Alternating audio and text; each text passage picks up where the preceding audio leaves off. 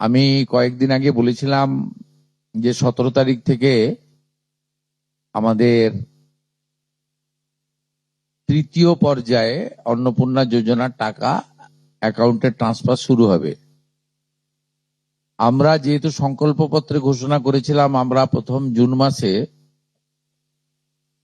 28 লক্ষ বেনিফিশিয়ারিকে অনলাইন এবং অফলাইনের মধ্যে দিয়ে আমরা শুধু প্রোগ্রামটা লঞ্চ করিয়েছিলাম। পরবর্তীকালে আমরা নির্দিষ্ট তথ্য এবং ফর্মের ব্যবস্থা করি। এটা করার পিছনে অনেকগুলো কারণ ছিল। প্রথমত সরকারি টাকা, এই সরকারি অর্থ সঠিক জায়গায় ব্যয় করা উচিত। সরকারি অর্থে নয়ছয় করার বা ফাইন্যান্সিয়াল ইনডিসিপ্লিন করার কোনো অধিকার কোনো মুখ্যমন্ত্রী, মন্ত্রী বা আধিকারিকের নেই। তাছাড়াও বিগত দিনের লক্ষ্মী ভান্ডার বলুন বা আমাদের সরকার আসার পরে অন্নপূর্ণা যোজনা, এটা সম্পূর্ণভাবে মহিলাদের একটি স্কিম। তার বয়স নির্দিষ্ট করা আছে 25 থেকে 60 বছর। সেক্ষেত্রে কোনো পুরুষের বা বয়সের 25 বছরের কম যারা, তারা পাওয়ার যোগ্য হতে পারে না। আমরা বিগত সরকার যখন প্রথম শুরু করে খুব অনিয়মিতভাবে প্রায় 9 মাস গেছে 500 টাকা করে ভাতা দিতে, এবং প্রতি মাসেই তাদের সংখ্যা এদিক ওদিক হয়েছে। ফাইনালি নির্বাচনের আগে তড়িঘড়ি করে 2 কোটির আশেপাশের কিছু সংখ্যা হবে, 1,500 টাকা করে ট্রান্সফার করা হয় মাত্র 2 মাসের জন্য। শেষের দিকে ওই এবং সেটা করতে গিয়ে আমরা দেখলাম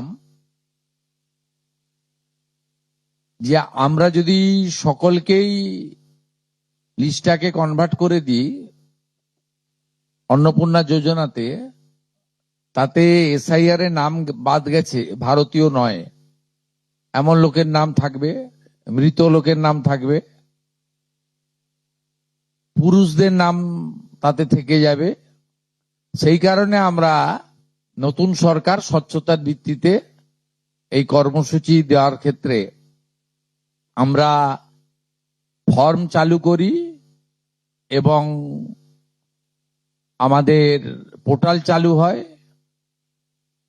এবং জুলাই মাসে দ্বিতীয় পর্যায়ে যখন আমরা 1 কোটিরও বেশি মহিলার অ্যাকাউন্টে নেতাজি ইন্ডোর স্টেডিয়াম থেকে প্রোগ্রাম করে টাকা ট্রান্সফার করি, সেক্ষেত্রেও অনেক অভিযোগ আসে আমাদের কাছে, এবং অনেক মহিলারা বলেন যে আমি যোগ্য কিন্তু আমাকে দেওয়া হয়নি, ইত্যাদি ইত্যাদি। তাই আমরা আমাদের বিডিওদের সাহায্য নিয়ে জেলা শাসকদের নেতৃত্বে হাউস টু হাউস ভেরিফিকেশন যতটা সম্ভব এই সময়ের মধ্যে করি, এবং জুন এবং জুলাই মাসের 31 তারিখ পর্যন্ত পোর্টাল চালু ছিল আবেদনের। এবং এখানে প্রায় 1,70,00,000 বা তার থেকে একটু কিছু বেশি হবে সংখ্যাটা, আমি এই মুহূর্তে ডিটেলসে যাচ্ছি না, তারা আবেদন ইত্যাদি করেন, যার মধ্যে জুলাই মাসের প্রাপকরাও ছিলেন। অনেকের না পাওয়ার অভিযোগও ছিল, সংখ্যা অনেক। আবার অনেকের বক্তব্য ছিল যারা পাওয়ার যোগ্য নয় তাদের দিয়ে দেওয়া হয়েছে। তাই আমরা মোটামুটি একটা ভেরিফিকেশনের কাজ করছি, যে কাজ আগামীকাল পর্যন্ত আমাদের চালাতে হবে। এর মধ্য দিয়ে ইতিমধ্যে যারা ভেরিফাইড হয়েছেন, সংখ্যাটা অনেক, গত মাসের থেকেও অনেক বেশি, তাদের অর্থ দপ্তর 17 তারিখ থেকে এত বিরাট এলাকা, বিরাট টাকা, 2-3 দিন লাগবে, অ্যাকাউন্টে ট্রান্সফার তারা করতে থাকবেন। এটা প্রতি মাসে হবে না, প্রতি মাসেই যারা ভেরিফাইড হলেন তারা মাসের দ্বিতীয় সপ্তাহে, আমি দেখছিলাম কিছুজন 1 তারিখ থেকেই বলতে শুরু করেছেন কখন ঢুকবে কখন ঢুকবে। মানে এরা মূলত আমাদের ভোট দেয়নি, আমাদের পরাজয় দেখতে চেয়েছিলেন, খুব কষ্ট হচ্ছে ওদের। কিন্তু আমরা সরকারি টাকা নয়ছয় করতে দেব না, আর যোগ্য প্রাপকদের চিহ্নিত করেই দেব, এবং আমরা এক্ষেত্রে কমিটেড। অর্থাৎ যে চুরি দুর্নীতি হয়েছে, যেমন বিগত দিনে আধার লিঙ্ক অ্যাকাউন্ট নম্বর দেওয়া হয়নি, সেলফ ডিক্লিয়ার অ্যাকাউন্ট নম্বরে দেওয়া হয়েছে, এর ফলে মহিলার টাকা পুরুষ পেয়েছে, অন্য লোক পেয়েছে, এখন গ্রেপ্তার হয়েছে বহু মানুষ। এই সব আছে, ডিটেলসে তো বলা যাবে না। আমরা মোটামুটি আপনারা আমাদের শিশু ও নারী কল্যাণ দপ্তরের, এটা হচ্ছে নোডাল এজেন্সি, ইমপ্লিমেন্টিং এজেন্সি, তাদের 19/5/2026 তারিখে 2411-WCD নম্বর বিজ্ঞপ্তির মাধ্যমে তারা একটা মোটামুটি এসওপি দেয়, তার ভিত্তিতেই ভেরিফিকেশন হয়েছে। এবং এই ভেরিফিকেশনে যারা যোগ্য বিবেচিত হয়েছেন, বৈধ হয়েছেন, তাদের অর্থ 17 তারিখ থেকে প্রদান করা হবে। এরপরেও আমরা একটা অভিযোগ পোর্টাল রাখবো, যে অভিযোগ পোর্টালে পরবর্তী সময়ে যে কেউ অভিযোগ করতে পারেন, এবং এই অভিযোগ নিষ্পত্তি করার জন্য আমরা সংশ্লিষ্ট ব্লকের বিডিওদেরকে বিশেষ দায়িত্ব, চিফ সেক্রেটারি দায়িত্ব ফিক্সড করে দেবেন, তারা হিয়ারিং নিয়ে একটা নির্দিষ্ট সময়ের মধ্যে নিষ্পত্তি করবেন। আমাদের যারা যোগ্য বিবেচিত হয়েছেন তাদের বয়স 25 থেকে 60 বছরের মধ্যে হতে হবে, আগেই বলা আছে। কেন্দ্রীয় বা রাজ্য সরকার, কোন বিধিবদ্ধ সংস্থা, সরকারি আন্ডারটেকিং, পঞ্চায়েত, পৌরসভা, সরকার, সরকারি সাহায্যপ্রাপ্ত শিক্ষা প্রতিষ্ঠান অর্থাৎ শিক্ষক, শিক্ষাকর্মী, স্থায়ী সরকারি চাকরিতে নিযুক্ত থাকেন, বা পেনশনার্স আসবে না যেহেতু 60 ঊর্ধ্ব, এটা ইরেলিভেন্ট, এরা এই বেনিফিটের মধ্যে পড়ছেন না। তাছাড়া যারা আয়কর প্রদান করেন, অর্থাৎ এখন আয়করের ঊর্ধ্ব সীমা হচ্ছে 12 লক্ষ টাকা বছরে, 12 লক্ষ টাকা পেরিয়ে গেলে আয়কর দিতে হয়। যে পরিবার আয়কর দেন, অর্থাৎ যার বাৎসরিক আয় 12 লক্ষ টাকা, সেই পরিবার এই কর্মসূচি অন্তর্ভুক্ত হওয়ার সুযোগ পাবেন না।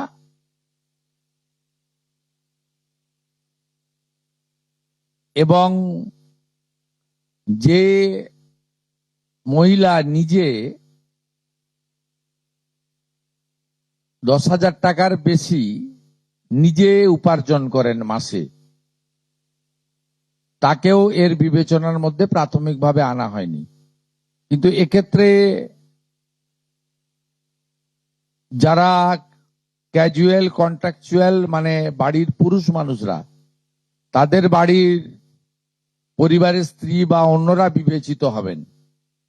যদি কোনো মহিলা, এটা একটি নারী অর্থনৈতিক সশক্তিকরণের স্কিম, সেক্ষেত্রে যিনি সরাসরি নিজে 10,000 টাকার বেশি উপার্জন করেন তাকে বিবেচনা করা হবে না। 25 থেকে 60-এর মধ্যে যারা 3,000 টাকার কম ভাতা পান, ধরুন উইডো পেনশন, 1,500 টাকা এই মাস থেকে হয়েছে, গত মাস পর্যন্ত ছিল 1,000 টাকা। তাদেরকে হায়ারটা দেওয়া হচ্ছে, 3,000 টাকাটাই দেওয়া হচ্ছে অন্নপূর্ণা যোজনাতে। এই ধরনের যত স্কিম 25 থেকে 60 মহিলাদের রয়েছে যারা 3,000 টাকার কম পান বিভিন্ন ভাতা, তাদেরকে 3,000 টাকার অন্নপূর্ণা যোজনার ভাতাটাই দেওয়া হচ্ছে। এক্ষেত্রে দুটি ক্ষেত্রে আমরা শিথিল করছি। একটা হচ্ছে দিব্যাঙ্গ ভাতা যারা পান তারা দুটো ভাতাই পাবেন। তারা দিব্যাঙ্গ ভাতা যেটা আগস্ট মাস থেকে 1,500 হয়ে যাবে সেটাও পাবেন, অন্নপূর্ণা যোজনা 3,000ও পাবেন, শুধুমাত্র ফিজিক্যালি চ্যালেঞ্জদের ক্ষেত্রে। আর পিএম কিষাণ সম্মান নিধির ক্ষেত্রে, এই দুটি ক্ষেত্রে আমরা এটাকে শিথিল রাখছি। এছাড়াও এর আগে যেটা অনেক মহিলার নাম বাদ চলে গেছিল, 3 কক্ষ বিশিষ্ট বাড়ি, এটা গ্রামের ক্ষেত্রে এক্সাম্পট করে দেওয়া হয়েছে। গ্রামের ক্ষেত্রে কোনো বাড়ির সংখ্যা রাখা হয়নি, শিথিল করে দেওয়া হয়েছে। অর্থাৎ গ্রামীণ এলাকার মহিলারা এবারে আরো বেশি সংখ্যায় সুযোগ পাবেন। তাদের ক্ষেত্রে, গ্রামীণ ক্ষেত্রে 3 কক্ষ বিশিষ্ট বাড়ি, যেটা জুলাই মাসে ওই ক্রাইটেরিয়াটা থাকার কারণে অনেকে বঞ্চিত হয়েছেন, এবারে আর বঞ্চিত তারা হচ্ছেন না। এবং শুধুমাত্র জমির পরিমাণের ক্ষেত্রেও যে 7টি কর্পোরেশন রয়েছে সেখানে শুধুমাত্র 50 ডেসিমেলের বেশি জমির মালিকানা যারা কর্পোরেশন এলাকা, কলকাতা হাওড়া কর্পোরেশন এলাকা 7টি, পৌর এলাকা এবং গ্রামীণ এলাকাতে ছাড় দেওয়া হয়েছে জমির পরিমাণের ক্ষেত্রে। এর ফলেও আরো অধিক সংখ্যক মহিলা, গ্রামীণ মহিলারা বিশেষ করে, এবারে আপনার অর্থ পাওয়ার ক্ষেত্রে সুযোগ পাবেন। আমরা সরকারি অর্থ নারী সশক্তিকরণ, নারীর অর্থনৈতিক ক্ষমতা বৃদ্ধি, এই লক্ষ্য রেখে প্রকৃত প্রাপকদেরকে আমরা দেব। এবং প্রাথমিকভাবে সংখ্যাটা 17 তারিখে মাননীয় মন্ত্রী মালতী রায় মহোদয় আপনাদের জানিয়ে দেবেন, 17 তারিখ বিকেলে। আমি সংখ্যাটা বলছি না, কিন্তু যে কয়েক লক্ষ মহিলা তারা জুলাই মাসে অর্থ থেকে বঞ্চিত হয়েছিলেন, এই 3 কক্ষ বিশিষ্ট বাড়ি বা জমির পরিমাণ ইত্যাদির কারণে তাদের ম্যাক্সিমামটাই এবারে আমরা সংযুক্ত করে দিয়েছি।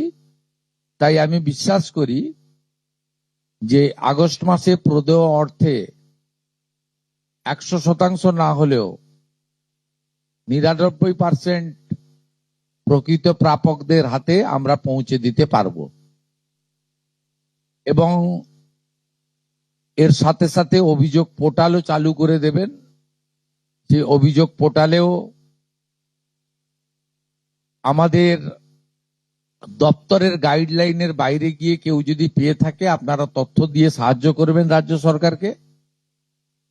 আর এই গাইডলাইনের মধ্যে থাকা কোনো দিদি বা বোন যদি বঞ্চিত হন, তিনিও আপনারা আবেদন করবেন এবং এটা কন্টিনিউয়াস প্রসেসের মধ্যে থাকবে। এবং আমরা বিশ্বাস করি আগস্ট মাসে যে তালিকা হবে, এই তালিকা আপনারা সবাই অ্যাপ্রিসিয়েট করবেন।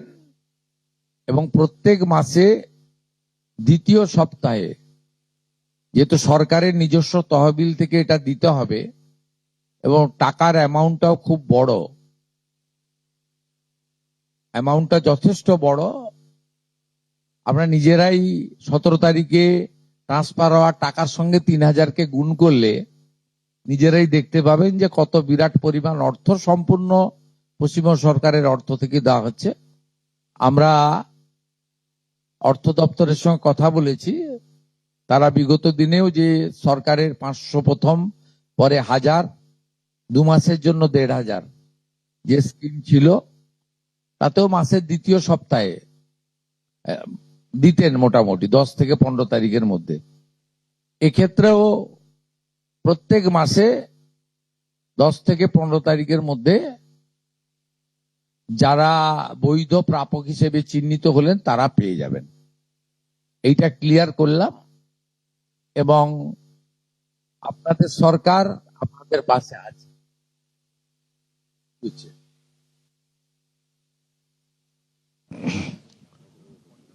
বলুন।